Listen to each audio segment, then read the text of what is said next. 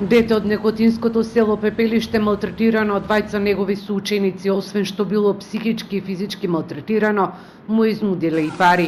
Неговата мајка го пријавила случајот во полиција и во училиштето Страшо Пинџур. Според исказите, пред 4 дена двајцата соученици со закани му побарале пари, кои малолетникот наредниот ден им ги дал. Парите ги зело од дома без знаење на родителите, кои откако откриле, веднаш разговарале со нивното дете и го пријавиле случајот. Градоначалникот на Неготино Горан Стојанов за Телма вели дека службите од Центарот за социјални работи и во училиштето работат на случајот. Во тек се истражни мерки од страна на полициската станица во Неготино, дека ќе излезат со официјално соопштение во текот на денешниот или утрешниот ден.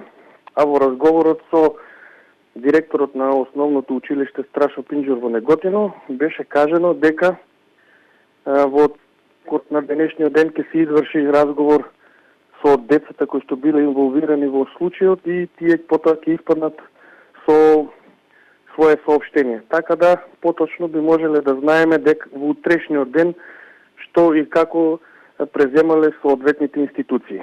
Во општина Неготино ова не е прв случај на булинг. Пред 4 години македонската јавност беше згрозена и вознемирена од физичкото насилство на девојче во дворот на училиштето, кое беше извршено од други девојчиња. Малтретирањето и тепањето беше објавено и на социјалните мрежи, а јавноста реагираше и што останатите нивни врсници не реагираа, туку останаа настрана и не застанаа во одбрана на девојчето, кое брутално беше тепано. Психолозите порачуваат дека булингот или врсничкото насилство е повторувачко однесување, односно се работи за насилство со намера и може да се случи преку удирање, туркање, закани, подсмев, гестови, ширење гласини и исклучување од друштвото. Додека пак сајбербулингот се случува на социјалните мрежи, со закани, подсмев, ширење гласини, уценување, но и размена на фотографии.